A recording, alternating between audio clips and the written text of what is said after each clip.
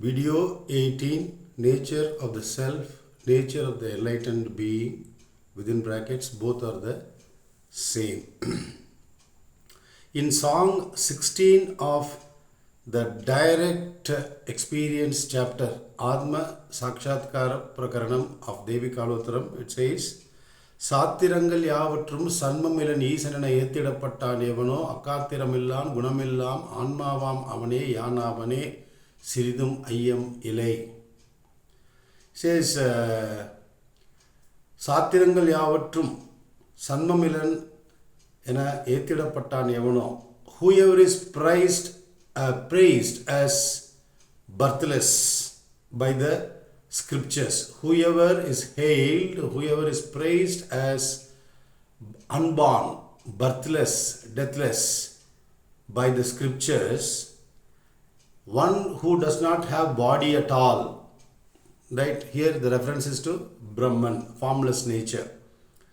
So one who does not have body at all, akatramilla, gunamilla, he doesn't have attributes. Attributes are born the moment I thought is born. When the Brahman, the vast infinite existence consciousness bliss, when is supposed to have entered this body, I thought is born. I am the body sense. When that is born, all the attributes are born. I am a man, I am a woman, I am young, I am old, I am dark, I am white, and so on. All the attributes are born only after the birth of the ego. That Brahman which is formless, how can it have attributes at all? So, Akatiramillan, Gunamillan, Anmavam Avane Yanavane, that Brahman I am. There is no doubt at all. There is not even an inkling of, there is not even an iota of doubt at all. Then in verse 17 he says, Tanmai Ariyadavane Siritti Mudartanmam Urubasu Tanavan Tanmai Evanarivan Endrum Irupan Visuddan Sivanavane Ayyamilai There. This song also talks about the nature of Brahman. Whoever has not realized his true nature, an unenlightened being, he is subject to the laws of creation. What are the laws of creation? Being born, aging, disease or disability due to old age, and then death. Then other laws like cause and effect, gravity, etc. All these laws are applicable only in the domain of the transactional world, the world, universe in which we live. But Atma is that which underlies the world and the universe, and hence it does not have, it is not subject to any of the laws. So only whoever has not realized himself is subject to the laws of the universe, physical laws of the universe, because the body is physical, it is subject to the physical laws only. That which is formless cannot be made as subject to or made subject to the physical laws. Physical form, physical laws. Non-physical existence, what law is there? Nothing is there. Tanmai Evanarivan Endrum Irupan Visuddan. Whoever has realized his true nature, he remains absolutely pure, untouched by creation at all. He says there is no doubt about it.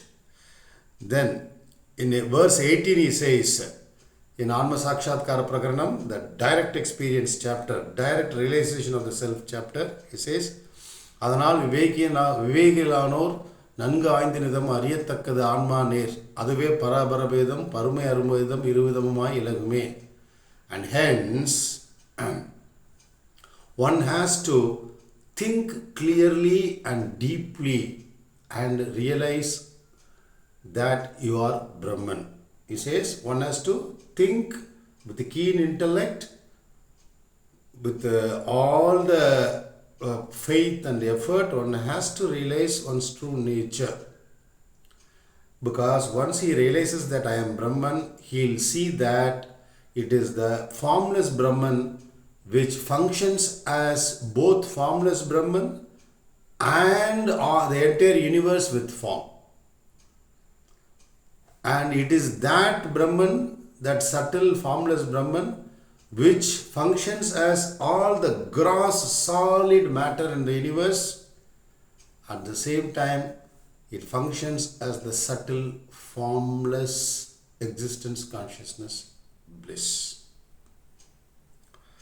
Then in verse 19 he says, Parama Nirvanam Paramam Aparam Sritti Vagaya Tigalum Paramaya Mandira Rubam Pagarvar Sukma Marada Sindayil Nindradai Ter.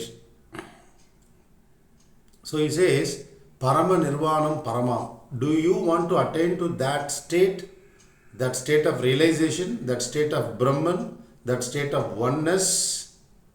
Then give up everything in the material world, including the desire for the body, the concern for the body. Not that you become negative. You, through the process of discrimination, separation, you separate within you yourself, in your mind, in your intellect, that I am not the material order at all. Anything that is in the material order of the universe, including the body, world, etc., friends, others, I am not. I am formless Brahman. If you do this, if you give up your attachment to all material things, he says, that is total freedom, nirvana. The Buddha used the word nirvana, which means, being naked, in the sense, not physically. At the level of Brahman, you are naked. You don't wear anything at all. You don't wear the body. You don't wear the I thought. In that sense, it is naked. So, then that formless Brahman, when you try to think of it as form, then it is equated to the mantras. Mantras do represent Brahman, but again in a gross form. But he says, Sukuma Marada Sindayil Nindradai Ter. The real subtle Brahman, if you want to experience, it is there in unwavering mind. What does it mean? It means you are firmly convinced that I am Brahman. I am formless, infinite existence, infinite consciousness, infinite bliss.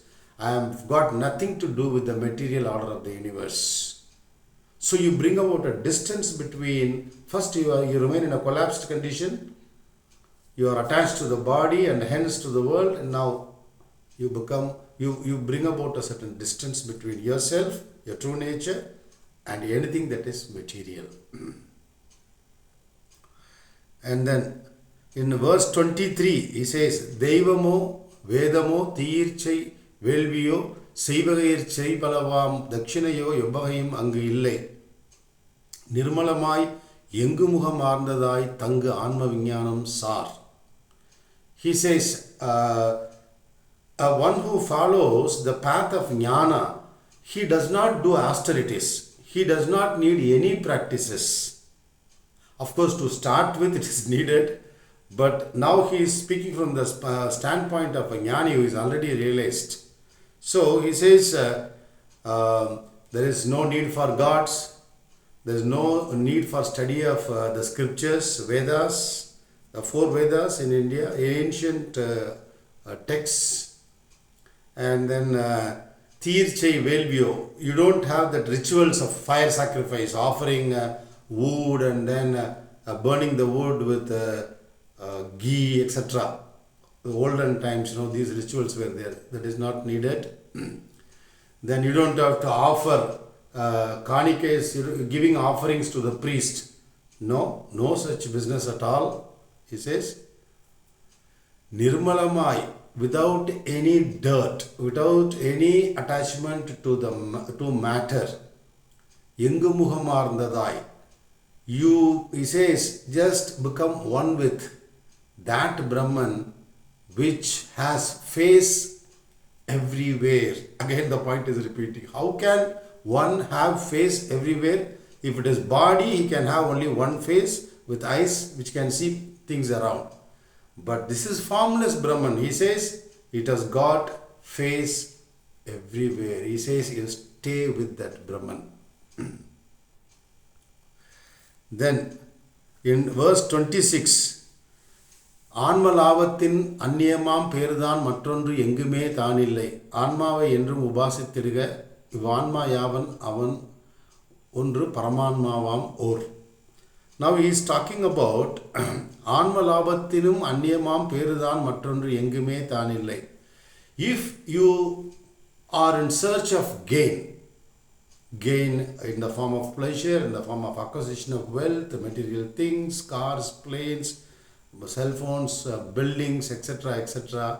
If you are looking at a gain, he says there is no greater gain than gaining self-realization. ஆன்ம லாபத்தின் அந்நியமாம் பேருதான் மற்றொன்று எங்குமே தானில்லை. You go and search wherever in the entire existence, universe. You are not going to find anything greater than this realization that I am Brahman. So he says, ஆன்மாவை என்றும் உபாசித்திடுக. You always meditate upon that oneness, formless Brahman, birthless, deathless. That's what you are. They are not talking about somebody else. Your inner nature and my inner nature. And what is that individual soul you think it is there inside you? It is none but Brahman, the Supreme Lord of the universe. Call it whatever, that oneness. Then verse 27 says, அல்ல பிராணன் அபானனும் அன்று அவ்வாறு அல்ல அவற்றின் மேலாம் கரணம் எல்லாம் உணர்த்துவதாயுள்ள பரிபூரணமாம் ஆன்மவென நிதமும் எய்துவாயே. There are 4 types, I think 5 types of prana are explained. Okay, I have not yet studied that. We think the prana is one, the breath is one. They are giving 5 types of breath which do 5 types of function. I think you can find it on the Google. So he says pranan, apanan, it goes like this. He says Anma is not breath. All the 5 types of breath, it is not. Okay. Alla pranan apananam andru. Nor am I. I am not the breath, the 5 types of breath. I am not the subtler thing that is the inner instrument. It is the mind, intellect, memory, etc. I am not that. Neither am I. Then what am I? எல்லாம் உணர்த்துவதாயுள்ள ஆன்மவென நிதமும் எய்துவாயே. I am that light. Within quote, it is light, it is not physical light. I am that light which reveals the entire universe. How? Through this body, I see the camera in the light of the tube light. What is powering that tube light is electricity. What is powering that electricity is finally Atman. See, the whole theory is Advaita Vedanta is one only exists. It is formless, infinite, it is everywhere. Everything in the universe is happening because of that. This body is happening because of that. Mind is happening because of that. But then we cannot acquire it through the mind. When the mind subsides, we realize our true nature. That's all. So, Sri Bhagavan recommended self-inquiry. Whence do these thoughts arise? Which is the birthplace of these thoughts? At what place does the infinite existence get reduced to the size of the body? In other words, where is the birthplace of this ego, I thought, memory? Where are they housed? Is there a residence for the mind? He says if you search for it, it will run away like a thief. We'll continue.